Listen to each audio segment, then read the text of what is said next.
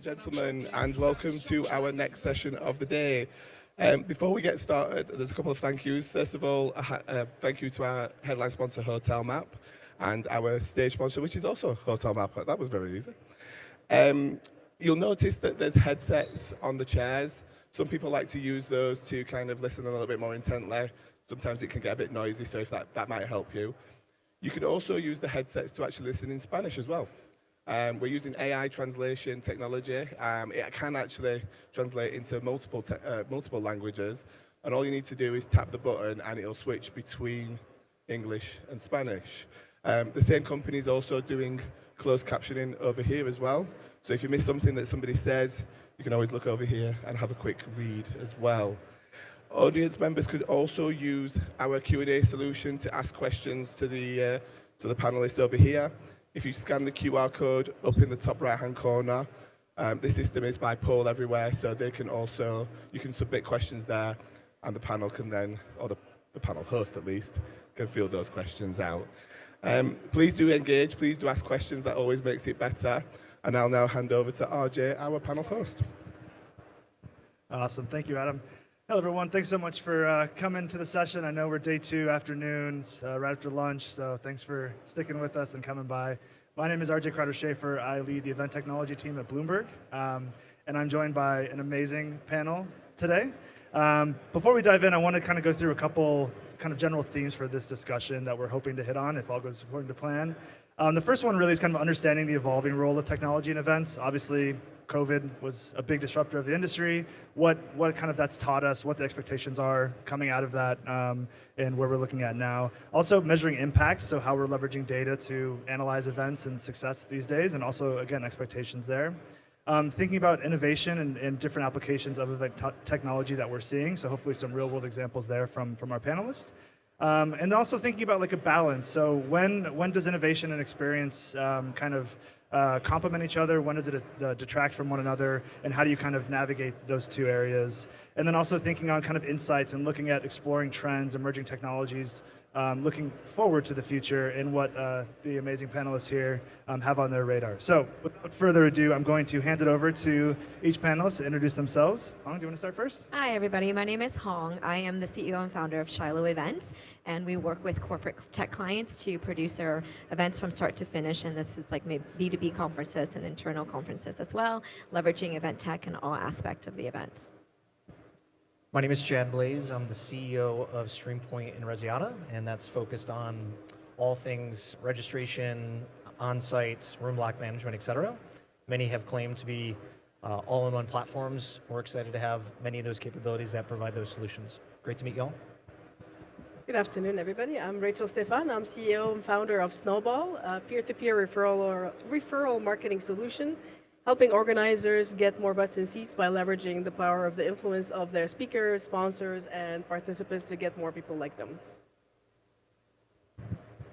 How you doing? I'm Joe Colangelo, co-founder and CEO of Bear Analytics. Our platform, Bear IQ, makes sense of the data you're already collecting to help boost audience acquisition, exhibit and sponsorship sales, and on-site engagement and ROI.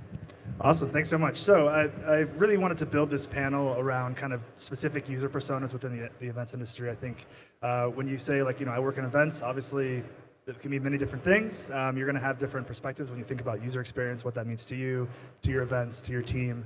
And so kind of a part of this group we have across the 4, event planning, agency, marketing, data operations, as well as kind of product and platform. So really kind of hoping to get quite a diverse kind of perspective on the topics here.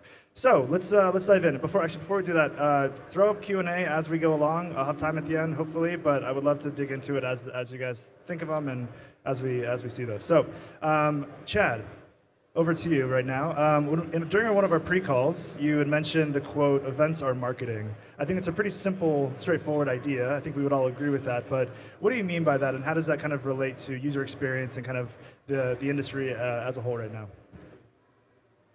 Clearly very passionate about this topic, so great setup. When I say events are marketing, I think about the concept that events are 25 to 40% of the marketing funnel.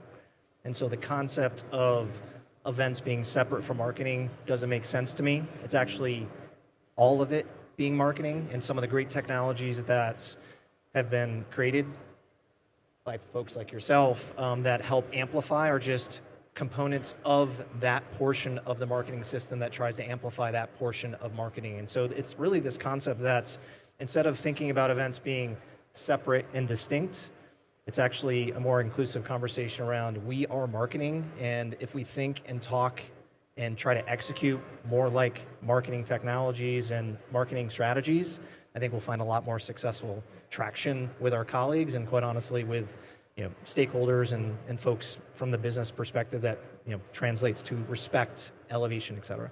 If I may, actually, events is also sales, and events is its own business. Every single event, external, even internal, is a business unit, right? There's a budget, there's people working on it, there's event tech that's being implemented, there's revenue, there's expenses. Like it's its own business unit. So when we work with our clients and we're building out the program for them, we look at it as like we're building a product that's going to be, that's going to be sold and impacting a lot of people, and then converting them at the very end of the day towards the overall bigger business. So Yeah, I agree, and when I talk funnel, I don't differentiate between sales and marketing. It's all a single funnel, and so couldn't agree more. And I think the more we think about how events fall into that channel, if you will, I think the more traction, the more success, the more acceleration, and quite honestly, you'll hold technology companies like myself to better innovation to support those types of conversations going forward. You're speaking of funnel, and I'm thinking, what you do in marketing, you're promoting, you're ahead of the event, pre-event, you're seeing it digitally, you're interacting with it, maybe you're talking to people, even though you're talking to actual people, it's still this through a screen, through an email. What events are doing to the brand are humanizing it, and they're accelerating the funnel. Because how many people meet people, talk to people, and then the minute you meet them in person, there's a spark that happens, and then just that speed up the whole process of what you've been trying to do for many, many months. So it is a business of events, and the events is a great channel to get to the end of the funnel really quickly, because it creates trust, creates relationships, it humanizes. We do business with people, and that's the place to do it, is when you meet them. I agree. I think events are the best part of the funnel, right? I'm biased, so I could not agree more. I think it's a nuanced thought, but if we think about being part of that funnel, a better version of it, a more humanized version of it, a one that converts better, either the one part that is not going like this from an ROI perspective, like traditional event channels, like et cetera. But if we think about being part of that funnel, then the mic's been handed to Joe. Then we start thinking a little bit more about all the opportunities to gather all sorts of data that informs channel marketing, all those things. And so I think we couldn't agree more. And I think it's just a nuance in the way that if we think about ourselves in that way, I think it's going to challenge ourselves to not only do things slightly differently, but also have a conversation with business leaders, budget holders, other ways in a slightly different way than we've had in the past. So, I like the construct of events are marketing, because marketing is made to be measured, right? And so as the data guy, I got to say that, I think. Otherwise, they'll kick me out of the club. So if events are made to be measured, then really what we're talking about is the asymmetry between other non-event aspects of marketing, or of events. Other non-event aspects of marketing, and what we're able to actually capture and deliver on in the event space. And really, if there's any frustration around, I wish I could be doing more with my data, or I wish I had more data to do X in and around events, some of that is tied to platform user experience, data capture, but it's really this asymmetric balance that exists. If you go like traditional kind of like e-commerce, where everything's like highly measured, there's we should say like more transparency and predictability on, let's use that term, funnel, right? Then the other way of thinking about it is, well, why can't events function like that, right? And I think what Rachel, your point is the reason that is the challenge is that they're human-based endeavors, and people are tricky, man. It's data around people, we're complex. Yeah, we fancy ourselves tricky. Yeah. So I want to dive into the data here in a second, but I want to think about your reaction from you guys on kind of how we think about integrating events into marketing, or like what maybe some key action items that those in the audience that might work similar to myself, larger teams or even smaller teams that view events as outside of that kind of standard marketing funnel, whatever you want to call it. Events in some capacity is a kind of one component of a larger marketing campaign. It could be a smaller component, a bigger component. So what are some, maybe a few action items or takeaways that we could recommend here to like help integrate that more, to help kind of build the persona and kind of the buy-in from the business and stakeholders and other marketing folks into events? I mean, I'll go first here. I think you have to go firstly to where you use the term integrate, and I think that's like a phenomenal word to kind of to bridge this concept, because you want to actually go to where marketers are the closest to their data, right? And so the first place is if you can take event information and then surface it in things like your CRM or your marketing automation platform, where now it actually has exposure to things that might be traditionally, mainstream marketing, mainstream sales, right? Like that's maybe the lowest hanging fruit on how to get started. And I think a lot of people are well on their way to doing that, or maybe breaking through. I'd be interested in like what the percentage looks like. But if you start there, it's kind of hard to be ignored. Let me put it that way, as a kickstart. So events is obviously very powerful. We know that, and a lot of my clients know that. The problem that we have when we are trying to communicate the value of events sometimes is converting the experience into actual data, into actual qualitative and quantitative data where we can ask for more budget. Because a lot of our clients, they come to us and they're like, we want to do an event. Great, here's how much it's going to cost, and here's how much it will cost to implement all of the event tech. And then we'll go, we'll source Rainfocus, we'll source Swoogle, all that stuff. And then their jaw drops, and then they realize they don't have enough budget. So what we need to do is go to the executive and help create a case, a business case, for why the investment is worth it.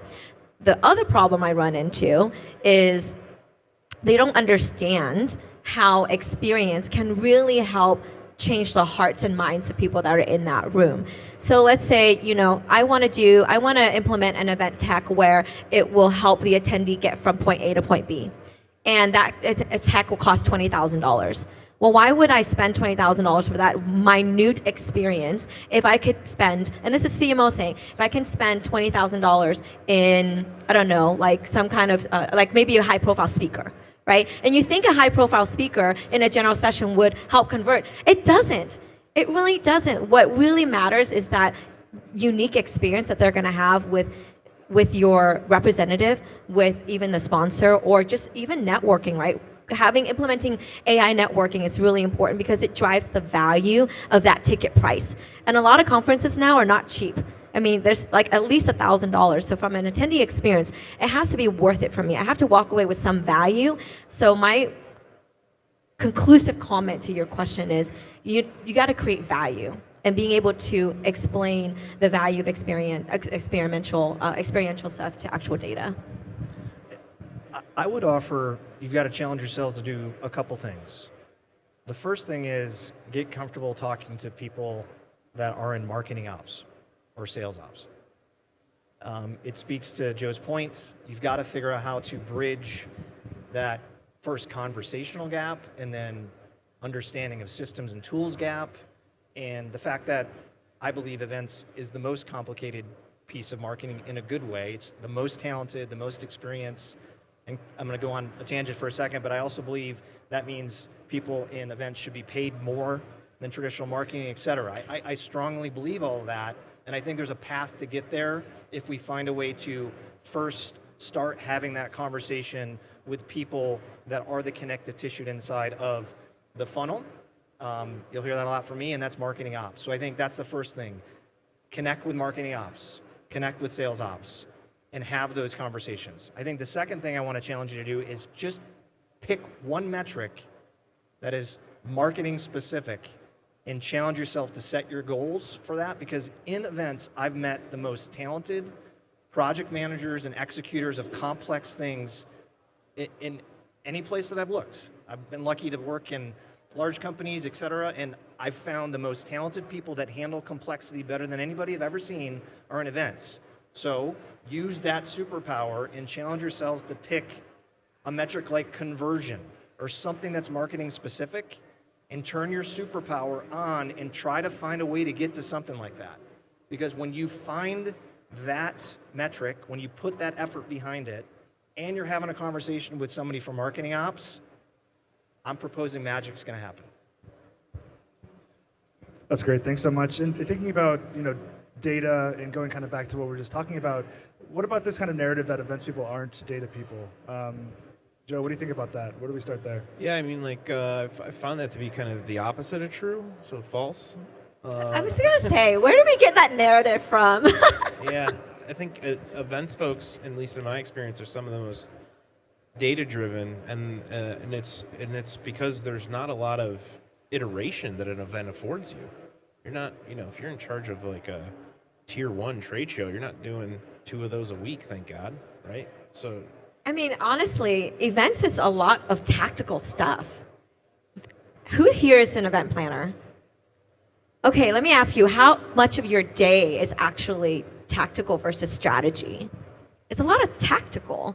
Your email, right? 70% tactical versus strategy. So I have a question for you all. Do you think that you could do both tactical and strategy at the same time effectively? I know, Rodney, you have to because you're a team of one. Team of one, ladies and gentlemen. And he does an amazing conference for Rain Focus. But what I'm seeing is, in order to really be data-driven, you have to be strategic. But how can you be strategic if you're stuck in the tactical? So I think where event technology could really help planners out is help us with project management. Help us alleviate the time that we're spending in tactical. For an example, I'm just going to throw something tactical, right? Venue, F&B. Reviewing F&B billing, that takes hours. And then when you're in the weeds looking at all of these numbers, there's no way you can think holistically and back up and macro and think vision. There's very little time that we're actually putting into the vision aspect of it. So event tech could really innovate in this area to help us be less tactical and be more strategic so that we can be more data-driven. I would offer that, first of all, anyone who knows Joe, false as his response to that question cracks me up, okay? 2, if you ask any other marketer the tools that they have at their disposal, they don't have to be integration experts. They don't have to be data scientists. They don't have to munge lots of things off of spreadsheets and Google Sheets. They have tools that allow them to claim being data experts. Are they really data experts? No, they have actually a tool set that's modern, that's innovative, that uses AI and ML, and they're successful. And by the way, it's not a knock on marketers, it's just their access to solutions is different than event planners. And so I think we are unfairly measuring event planners as being folks that struggle with data because we basically arm them with a set of technology tools that don't do that for them, right? So innovation coming from companies like Bear Analytics, et cetera, are allowing us to move in a direction that puts event planners and organizers in the same category as other marketers who have tools that allow them to leverage the power of the data that's being collected, as opposed to being judged by the fact that their tool set are Stone Age at times, and then being expected to operate in the 2010s or 20s. And I would argue that the two need to connect together. If we're talking about events being businesses and businesses events, marketing data and data points and all the stuff that you're collecting on it should be connected to also the event data on what's happening there, because one will dictate the other one and will help you in a strategy on both of them. So that's when you need to, the silos in the data and the tools and the silos between the departments, that needs to come together to elevate the experience of the event and deliver on the why are we doing this and what is the outcome and how did we measure it. That's when you get better budgets, because then all of it kind of works towards the same goal together and not in different directions or silo. Yeah, definitely. And I think, Chad, you had mentioned on our pre-call too that you said, like, we're on the outside looking in. And I think that's a really interesting way to think about it because I think in events we're often pulled in so many different directions that we aren't afforded the ability to have kind of our focus areas time boxed to one workflow, to one specific area that other teams, especially kind of marketing operations, marketing management, I feel, at least from my experience, have or were able to do. And so I think that's an interesting thought. I feel like, to your point, Hong, the ability to like give yourself the space to strategize is really hard to do. It's really important to do. But I think the resounding kind of theme here, I think, is on technology, is on platforms to set yourself up in a way to be able to get to that place.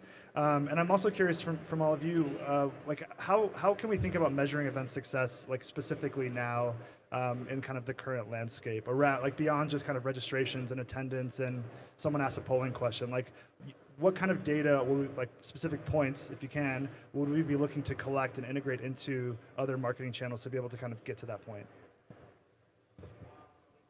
Oh, everybody's looking over here. Okay. So from a KPI standpoint, I think a lot of folks on the event planning side get, you think about the KPIs they put in the press release, right? It's number of people, it's like square footage, here's how many people came from how many countries, and all those kind of like top 10 that you kind of see over and over again. And I think behind the scenes, if we think about this like as an inside out concept, the folks that we work with, they really start to think about things, quite a bit with a little bit more depth. And so you start to think about, okay, we're looking at, loyalty, we're looking at recency at the individual and the organizational level, we're applying a lifetime value calculation, which,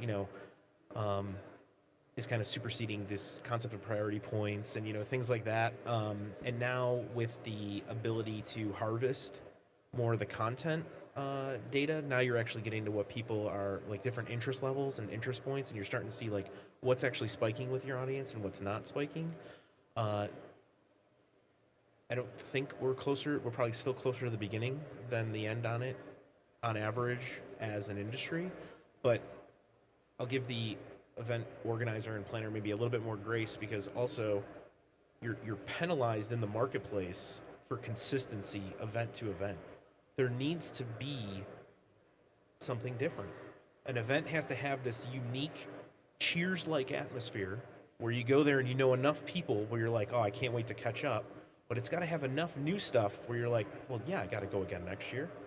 You don't get that in traditional marketing, right? You're not going to get an email not in your inbox. No one's going to drive an email to your house. But the delivery for an event has to actually be this kind of asymmetrical balance.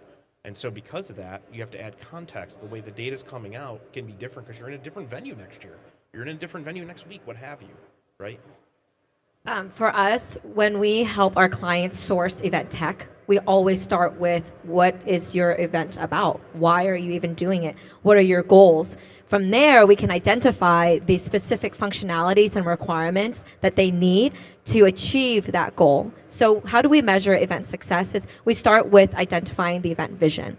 And then we identify the tools that would help them accomplish that vision. So here's just one simple example. Let's just use registration. It's simple. So in registration, it can be as simple as gathering the first name, last name, payment information, right? Or what session you're interested. There are some clients that require a lot more functionalities than that, like reporting. What data are they trying to report? So identifying the data sets that we're trying to gather, data sets, something simple. Where are they coming from? Ticket pricing, right? Or, just even like demographics, profile, title. And at the end of the day, the reporting could be so robust, like hotel room nights, I don't know, whatever it may be, that we align those functionalities to the event tech that's available out there, because there's 800 plus event tech. I mean, look at this. This is a lot. How do you even narrow it down from 10 to 3 to then that one event tech that you really need? You have to start with the goals and the functionalities, and you have to match it. For an example, something like a SWOGO could meet this business needs that RainFocus is too expensive for, but RainFocus meets its other robust amount of needs, and so you kind of have to pick tools that you can be successful with as you grow. So that's how I would say how you measure success with event tech. Okay.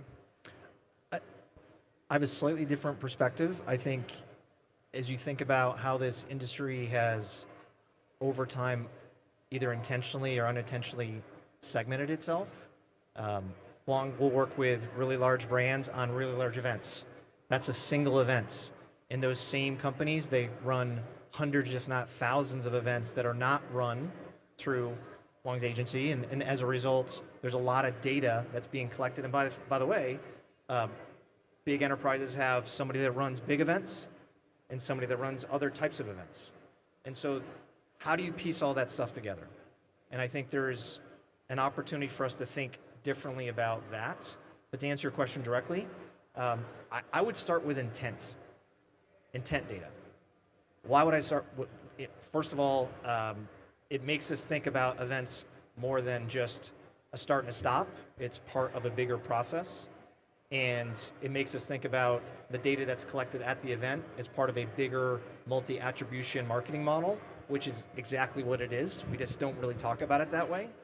And so if we can start thinking about intent, and by the way, there's some really innovative ways that you can think of connecting intent.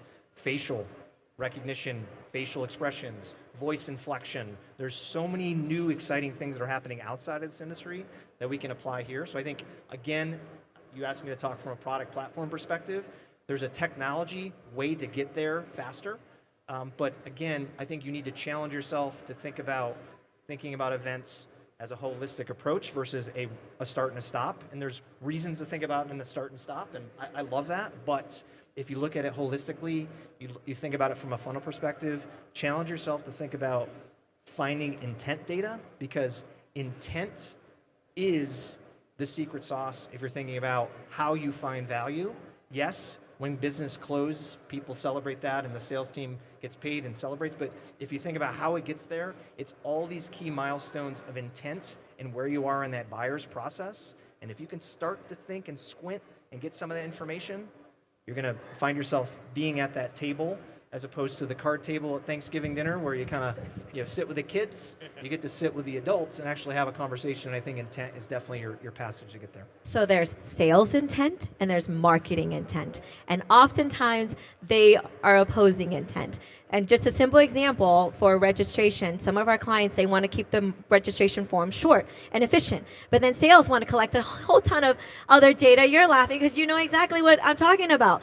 And there's this battle constantly between sales and marketing that oftentimes are opposing. So how would you recommend differentiating the intent and then being able to, find ways? And I want to hear from you, Rachel. But what I would say is that technology should facilitate a very simple, straightforward registration process to convert.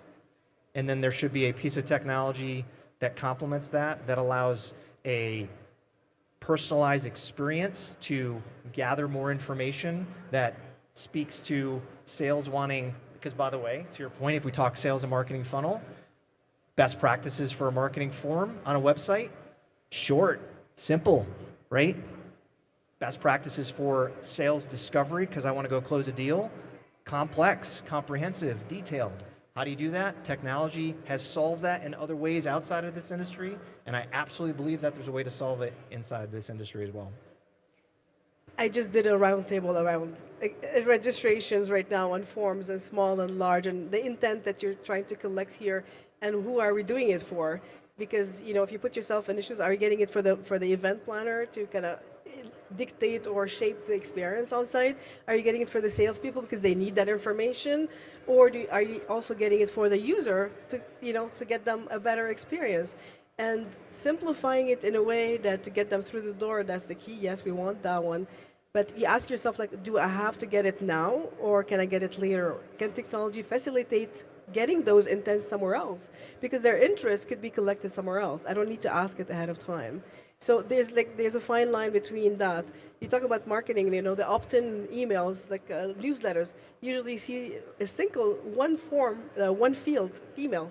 You put it in, and then they come back to you and say, okay, now give me more information to fill out, so at least more personalized. But they got you in through. It's like, okay, I already gave my email, so I'll give the rest of it. So there's different ways, different points. You have to ask, is this the right time to get it? Can I get it somewhere else? Do I need it? What am I going to do with it? If I'm not going to do anything with it, it's not going to help me do anything. Why even put it there? Your example of the registration that you sent me, it was simple, but you didn't ask too many questions on one of your events, for example.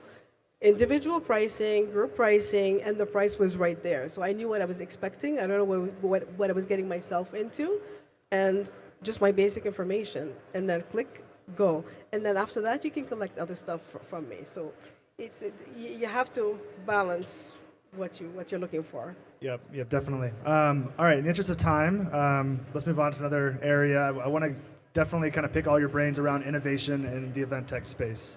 Specifically, if we can, around user experience, expectations. Obviously, that will play into what we were talking about before around kind of integrating into marketing, collecting data, and all of that. But how is the expectations or innovation in general within event tech changed since the pandemic? We're a couple of kind of years beyond the kind of the most disruptive part of it. What role does larger companies in the event tech space play in innovation or lack thereof? Maybe I'll open the floor. Whoever wants to jump in first. No, I mean, like, I think expectations are extremely high, and I think they probably should be. And if, you know, I don't think events apply to a different level of basic economic theory than any other market. If you're asking people to pay more for something and you're trying to say it's worth more, then the other side of that equation is they feel like they should get more.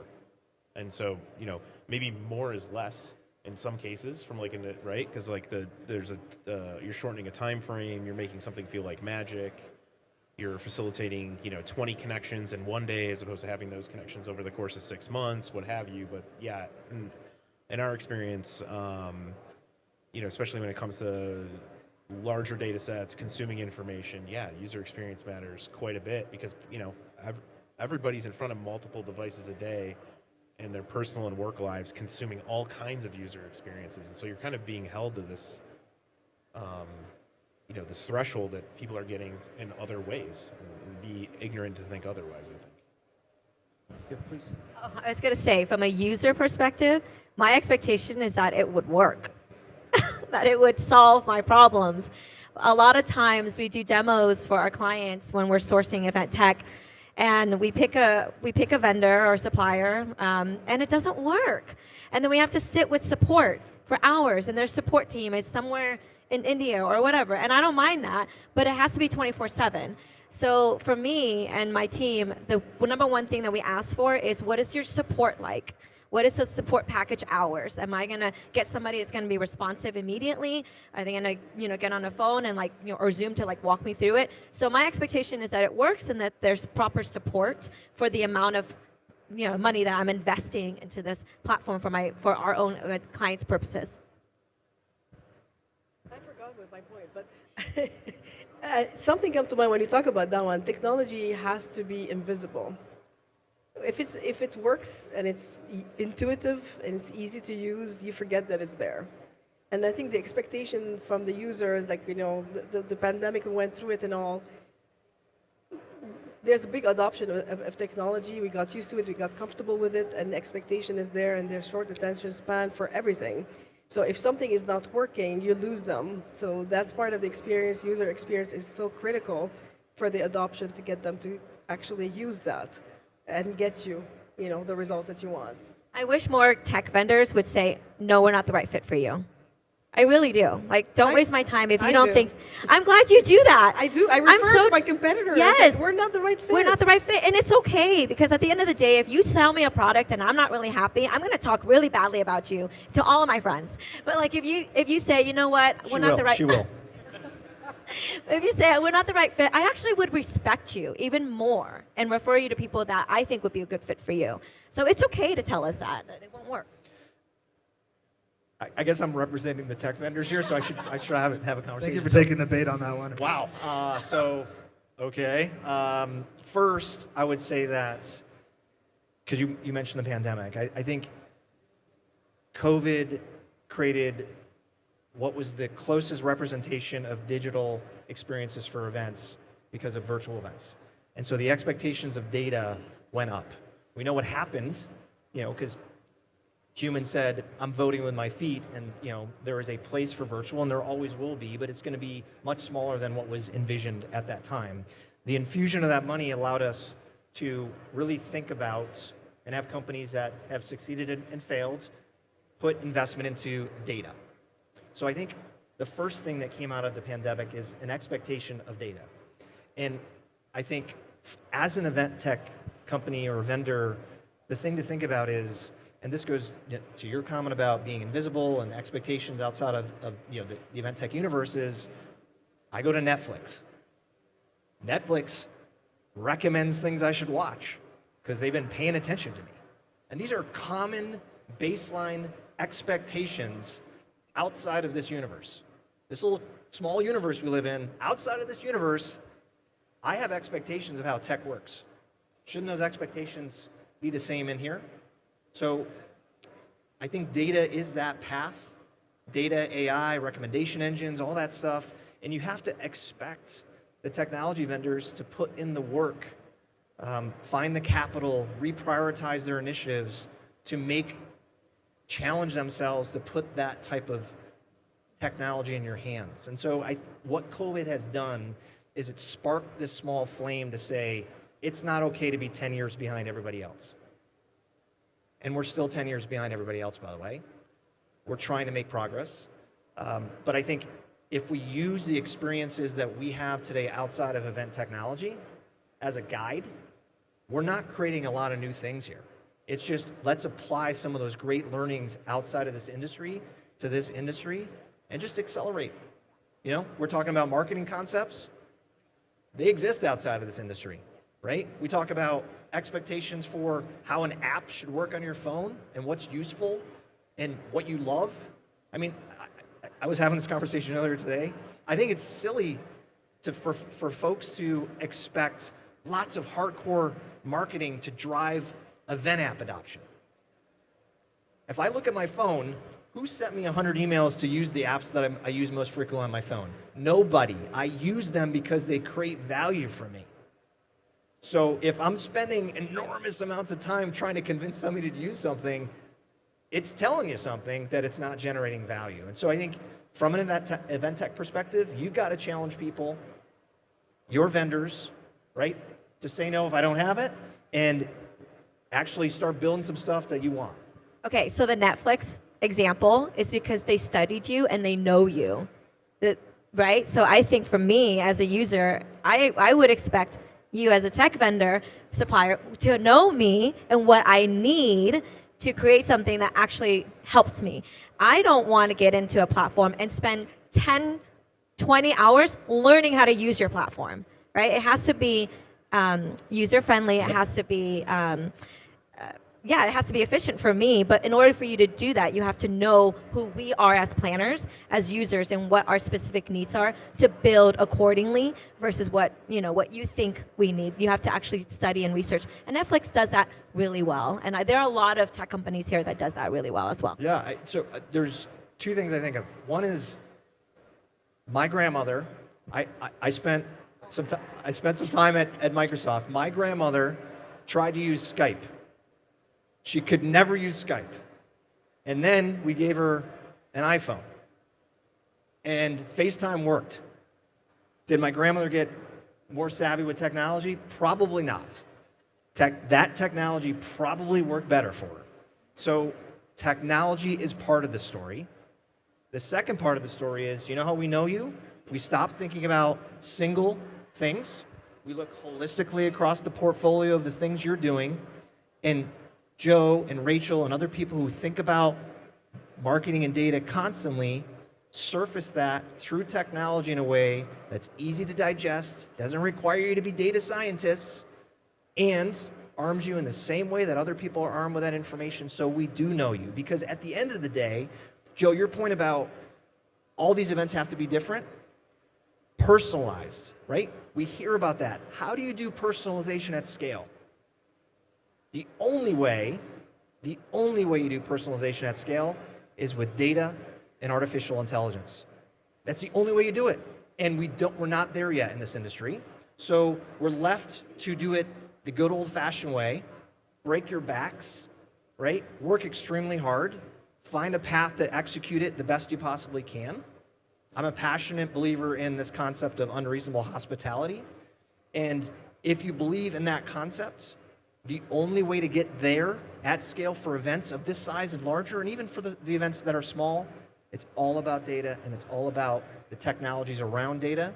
And we've got to get there, and we've got to get there faster because Otherwise, everyone continues to break their backs, work ridiculous hours, and then be asked questions like, are event people that know understand how to use data? You know what I mean? So Are you quoting me there? Or? I know. I'm just saying. All I'm saying is like Because I was quoting someone on this panel when I said it. So. That's me.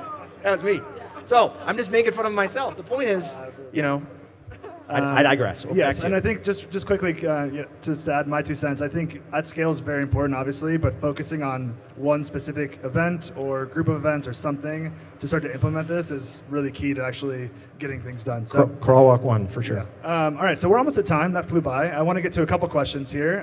So the first one is, how have immersive experiences like the Sphere impacted event production budgets, client expectations, marketing budgets, and event tech RFQs? Any quick thoughts? Maybe we'll get to a couple questions if we get Have to you ex- who experienced the Sphere? Isn't it amazing? Honestly, the way that it impacts it on our side, it actually helps us to fight for a better budget for a stage and LED production and things like that. To say this, because I don't know if you, I took a picture of the postcard from Earth on my phone, and it looks like I'm actually taking a picture of real life. You can't even see the pixel. And it's the crisp and clear content to be able to like communicate and convey the message. I don't know if you've been to events where the projection screen, you can't even see the content. You check out, you're not even there. But if the LED screen is like bright and in your face, I'm paying attention because you're speaking my colors, right? Yeah, so that definitely has helped us be able to fight for more budget. I would just imagine, like, you know, this is kind of like, what does a Super Bowl commercial cost, right? So as the upper bar kind of goes up, then all of a sudden, all of these things that seemed like they used to be super expensive, well, it's like, well, it's not, you know, an hour on the Sphere. It's not 30 seconds during the Super Bowl, the GoDaddy baby, or, you know, the E-Trade baby, right? It's just, it's a couple of trade shows. Throw it in. It's a rounding error.